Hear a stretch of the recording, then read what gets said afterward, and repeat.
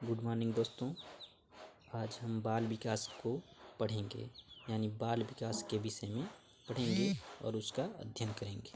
ठीक है, बाल विकास की विभिन्न अवस्थाओं को देखते हैं। डॉक्टर अर्नेस्ट जोन्स ने बाल विकास को मुख्यतः 4 अवस्थाओं में विभाजित किया है, जो निम्न है। पहला अवस्था है शैशवावस्था, जन्म से 5 वर्ष या 6 वर्ष तक। ठीक है। दूसरा है बाल्यावस्था, 6 वर्ष से 11 वर्ष या 12 वर्ष तक। तीसरा है किशोरावस्था, 12 वर्ष से 18 वर्ष तक। और चौथा अवस्था है प्रौढ़ावस्था, 18 वर्ष के बाद की अवस्था। लेकिन शिक्षा के दृष्टिकोण से केवल 3 अवस्थाओं का ही विशेष महत्व दिया जाता है। ठीक है, एक बार फिर से दोहरा लेते हैं।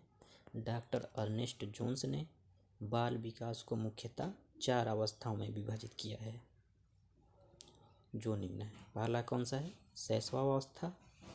शैशवावस्था जन्म से 5 वर्ष या 6 वर्ष। ठीक है। बाल्यावस्था 6 वर्ष से 11 वर्ष या 12 वर्ष तक। ठीक है, कन्फ्यूजन नहीं करेंगे। तीसरा है किशोरावस्था, 12 वर्ष से 18 वर्ष तक। ठीक है। और चौथा है प्रौढ़ावस्था, 18 वर्ष के बाद की अवस्था। लेकिन शिक्षा की दृष्टि से 3 अवस्थाओं का ही विशेष महत्व है। तो हम लोग चलते हैं शैशवावस्था को देखते हैं बढ़िया से। ठीक है। शैशवावस्था को जीवन का सबसे महत्वपूर्ण काल भी कहा जाता है। क्या कहा जाता है? शैशवावस्था को जीवन का सबसे महत्वपूर्ण काल भी कहा जाता है। यह बाल विकास की प्रथम अवस्था होती है। कौन सी अवस्था होती है? पहली अवस्था होती है। यह जन्म से लेकर 6 वर्ष तक होती है। शिशु को अंग्रेजी में इन्फेंसी कहते हैं। क्या कहते हैं? इन्फेंसी। यह लैटिन भाषा के इन्फेरी शब्द से मिलकर बना है, जिसका शाब्दिक अर्थ होता है बोलने के अयोग्य। ठीक है। न्यूमैन का सबसे इम्पोर्टेंट कथन है जो हम लोग देखते हैं। 5 वर्ष तक की अवस्था शरीर तथा मस्तिष्क के लिए बड़ी ग्रहणशील रहती है। कितने वर्ष तक की अवस्था? 5 वर्ष तक की अवस्था शरीर और मस्तिष्क के लिए बड़ी ग्रहणशील रहती है। ठीक है। महत्वपूर्ण परिभाषा देखते हैं क्रो एंड क्रो के अनुसार। किसके अनुसार?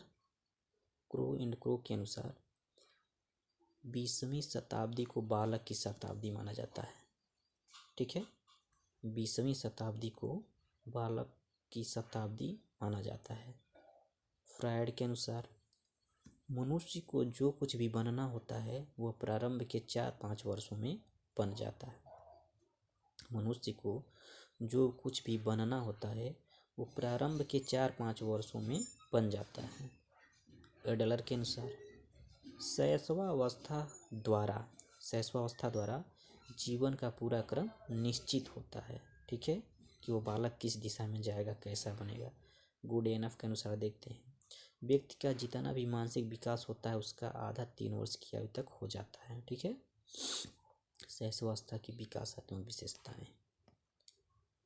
मानसिक विकास में तीव्रता, बालक के मानसिक विकास में तीव्रता होती है। ठीक है। बालक का मानसिक विकास बहुत तेजी से काम करता है। शारीरिक विकास में तीव्रता, उसके शरीर के अंग बहुत जल्दी से बढ़ते हैं। हर साल 2 इंच 3 इंच 4 इंच करके इसे बढ़ जाता है। ठीक है। सीखने की प्रक्रिया में भी तीव्रता, बालक लगभग 90% तक मानसिक विकास हो जाता है और वो बहुत ज़्यादा सीख भी जाता है। दोहराने की प्रवृत्ति, वो हर बात किसी बड़े के द्वारा सुनी हुई बात को दोहराता है। पर निर्भरता, वो दूसरों पर निर्भर रहता है, अपने माता पिता भाई बहन। ठीक है। जिज्ञासा की प्रवृत्ति, उसको बहुत कुछ जानने की जिज्ञासा होती है। स्व प्रेम की भावना। ठीक है, वो अपने आप में प्रेम करता है, जिसको हम लोग नार्सिसिज्म कहते हैं। स्व प्रेम की भावना, काम प्रवृत्ति। शैशवावस्था में शिक्षा का स्रोत। ठीक है।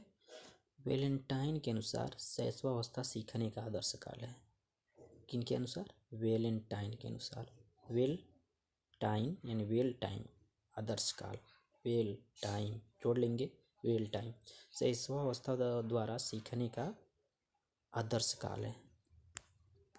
शैशवावस्था में बालक के शारीरिक व मानसिक विकास के आधार पर ही उसे शिक्षा प्रदान करनी चाहिए। अतः बालक को शिक्षा प्रदान करते समय निम्नलिखित बातों का ध्यान रखना चाहिए।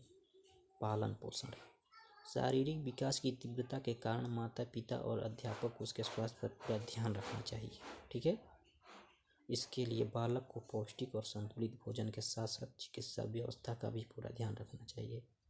परिभाषा इंपॉर्टेंट है। वेलेंटाइन के अनुसार शैशवावस्था सीखने का आदर्श काल है। ठीक है, कैसा काल है? आदर्श काल है। वेलेंटाइन आदर्श काल। ठीक है, आगे चलते हैं, हम लोग देखते हैं नेक्स्ट पॉइंट। शिक्षा के स्रोत में अच्छी आदतों का निर्माण। बालक अपने आसपास के वातावरण का अनुसरण करता है। यदि वो अच्छे वातावरण में रह जाता है तो वो अच्छी आदतों को सीख जाएगा। ठीक है, करके सीखने पर अधिक महत्व देना। बालक को स्वयं करके सीखने का अवसर प्रदान करना चाहिए, क्योंकि करके सीखा हुआ ज्ञान अधिक समय तक स्थायी रहता है। ठीक है, बालक को स्वयं करके सीखने का अवसर प्रदान करना चाहिए, क्योंकि सीखा हुआ ज्ञान अधिक समय तक स्थायी रहता है। बालक किसी भी काम को करके सीखने में अधिक आनंद का अनुभव भी करता है। वार्तालाप का अवसर, जिज्ञासा की संतुष्टि और स्नेह गुण का अवसर। उसे भी बोलने का मौका देना चाहिए। उसकी जिज्ञासा जो जानने की है